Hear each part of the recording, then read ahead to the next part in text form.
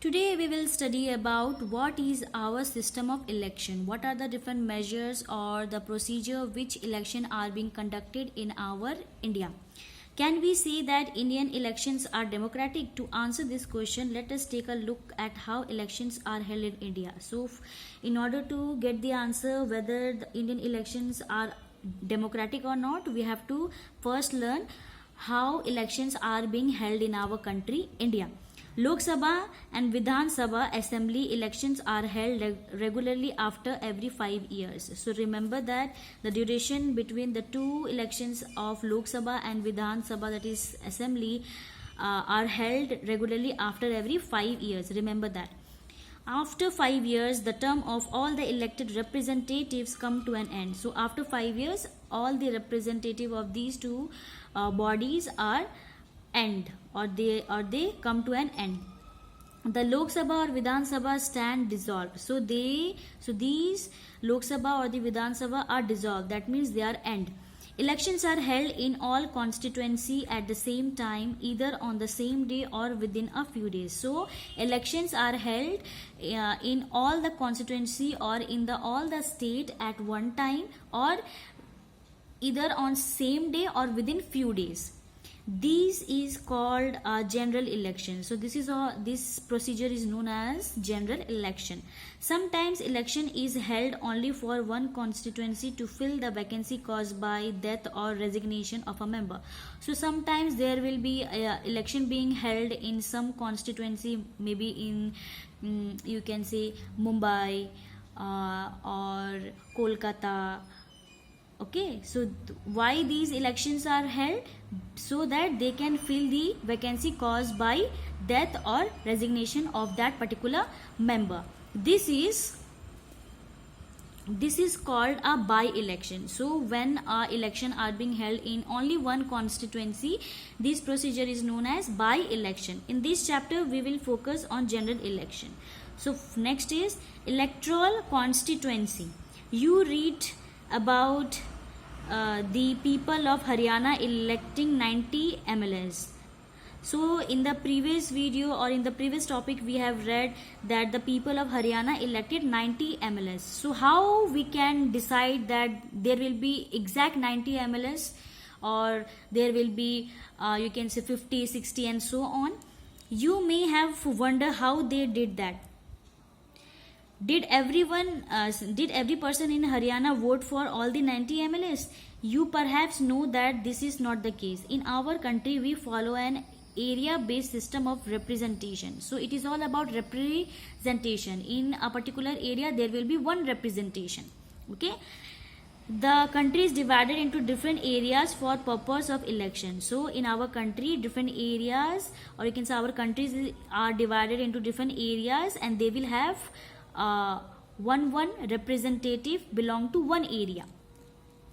These areas are called electoral constituency. So the division into different areas for election, this procedure is known as electoral constituency. The voters who live in an area elect one representative. So the voters who live in that particular area, just like in our area, that is Birpada, we will give vote.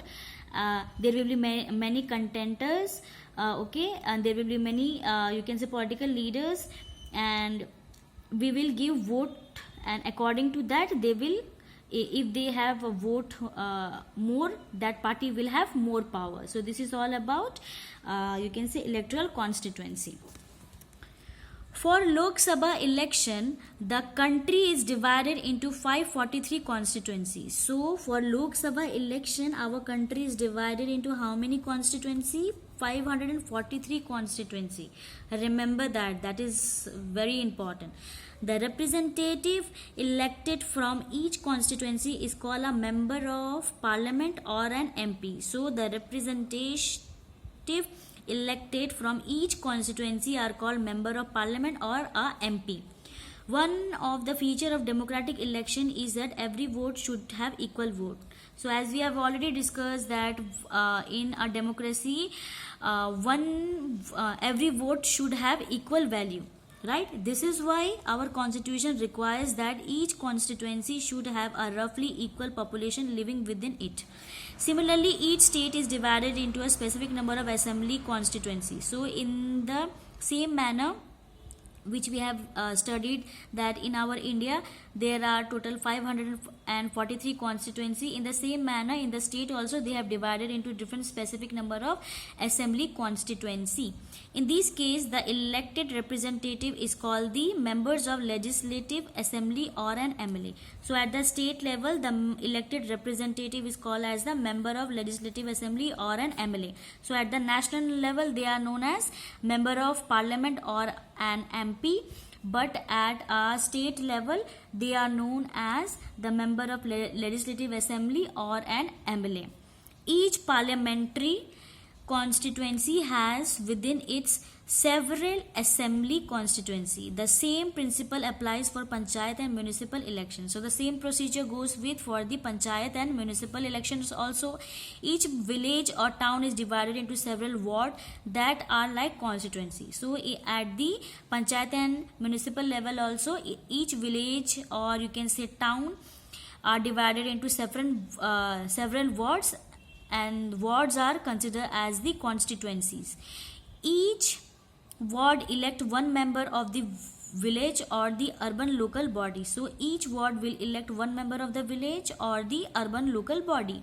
Sometimes these constituencies are counted as seats, for each constituency represent one seat in the assembly. So sometimes these constituency, that means the ward constituency, are counted as seat. For each constituency represent one seat in the assembly, that means in the legislative assembly at state level. When we say that Lok Dal won 60 seats in Haryana, it means that candidates of Lok Dal won in 60 assembly constituency in a state. Thus Lok Dal had 60 MLAs in the state assembly. So this is all about what is our system of election and electoral constituency. So as you can see in this picture, this is the Gulbarga Lok Sabha constituency.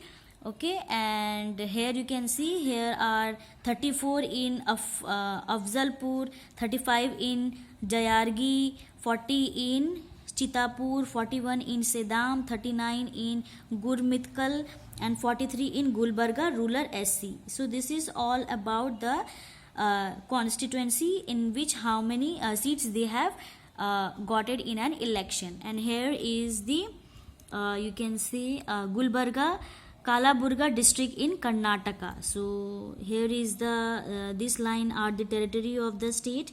Okay, and these small you can say small lines are the division or you can say district boundary. That means here is Udupi district, here is Dakshim Kannada, okay, Kannada, here is Mysore, here is Mandya. So this is all about Gulbarga district in Karnataka. So in this way we have studied what are the constituency, or you can say the difference between the constituency at the national level and at the state level.